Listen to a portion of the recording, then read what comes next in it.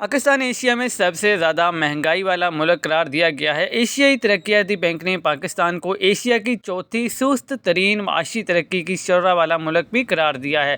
تفصیلات کے مطابق ایشیائی ترقیاتی بینک نے سالانہ ایشین ڈیولپمنٹ آؤٹ لک رپورٹ 2024 جاری کرتے ہوئے کہا ہے کہ پاکستان کی آئندہ مالی سال کی شرح نمو 2.8% ہونے کا امکان ہے۔ ملک میں مہنگائی میں آئندہ مالی سال میں کمی آنے کی امید ظاہر کی گئی ہے۔ مہنگائی کی شرح 15% تک آ جائے گی۔ رپورٹ میں کہا گیا ہے کہ ایشیائی ممالک میں مقامی طلب و ترقی، برآمدات اور سیاحت بڑھنے سے خطے کی نمو 4.9 یعنی کہ 4.9% رہنے کا اندازہ ہے۔ خطے میں مہنگائی کی لہر میں کمی آئے گی۔ ADB کی رپورٹ کے مطابق پاکستان میں اصلاحات پر عمل درآمد کیا گیا تو معاشی بحالی کا عمل اس سال سے شروع ہو جائے گا۔ ADB رپورٹ میں پاکستان کی شرح نمو رواں مالی سال 1.9% رہنے کی پیشن گوئی کی گئی ہے، جبکہ سیاسی عدم استحکام کو معاشی بحالی اور اصلاحات کے لیے اہم چیلنج قرار دیا گیا ہے۔ ADB نے اپنی رپورٹ میں کہا ہے کہ پاکستان کو خواتین کی مالیاتی شمولیت کے لیے اقدامات کی ضرورت ہے۔ رواں مالی سال زرعی پیداوار اور صنعتی شعبے میں بہتری آنے کی امید ہے۔ رپورٹ کے مطابق تعمیراتی شعبے میں لاگت بڑھنے اور ٹیکس میں اضافے سے ترقی متاثر ہوئی ہے۔ ADB رپورٹ میں مزید بتایا گیا ہے کہ آئندہ سال غذائی اشیاء کی قیمتوں میں استحکام آئے گا۔ رپورٹ کے مطابق مثبت نمو کی طرف واپسی زراعت اور صنعت دونوں میں بحالی کے علاوہ نجی شعبے کی سرمایہ کاری میں بحالی سے آئے گی، جو اصلاحاتی اقدامات پر پیش رفت اور ایک نئی اور زیادہ مستحکم حکومت میں منتقلی سے منسلک ہے۔ رپورٹ میں کہا گیا ہے کہ نجی کھپت میں اضافہ اور مارکیٹ کے طے شدہ شرح تبادلہ کی جانب بڑھنے سے کارکنوں کی ترسیلات زد میں اضافے سے ترقی کو تقویت ملے گی۔ تاہم اس گھریلو طلب، موجودہ اخراجات میں اضافے اور سخت میکرو اکنامک پالیسیوں کی وجہ سے محدود رہے گی۔ رسد کے حوالے سے سیلاب کے بعد زراعت کی بحالی سے ترقی میں اضافہ ہوگا۔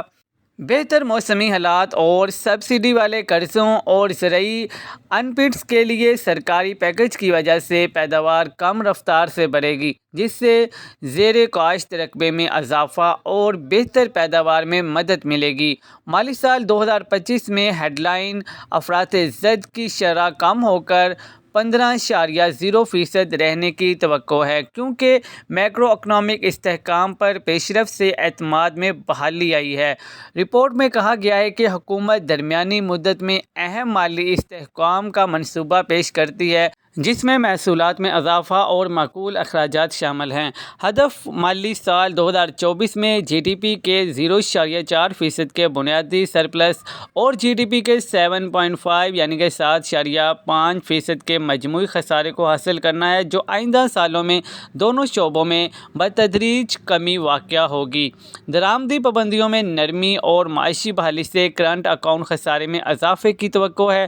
کرنٹ اکاؤنٹ خسارہ مالی سال 2024 کے پہلے 7 ماہ میں کم ہو کر $1.1 ارب رہ گیا ہے، جو مالی سال 2023 کے اسی عرصے میں $3.8 ارب تھا، کیونکہ تجارتی خسارہ 30.8% کم ہوا۔ رپورٹ میں کہا گیا ہے کہ غیر یقینی بیرونی امکانات کے باوجود اس سال ترقی پذیر ایشیا کے مجموعی نمو مستحکم رہے گی۔ زیادہ تر معیشتوں میں شرح سود میں اضافے کے چکر کے خاتمے کے ساتھ ساتھ سیمی کنڈکٹر کی طلب میں بہتری کی وجہ سے سامان کی برآمدات میں مسلسل بحالی خطے کے وسیع پیمانے پر مثبت نقطہ نظر کی حمایت کر رہی ہے۔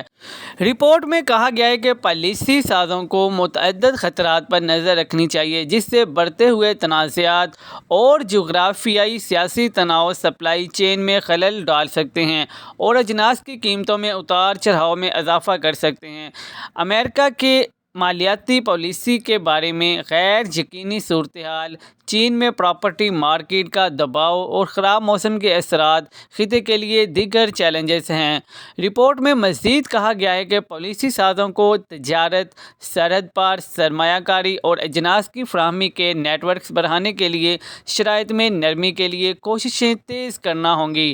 مزید اچھی ویڈیوز کے لیے، نیوز اپڈیٹس کے لیے چینل کو سبسکرائب کر لیں تاکہ ہر آنے والی اپڈیٹ سب سے پہلے آپ کو مل سکے۔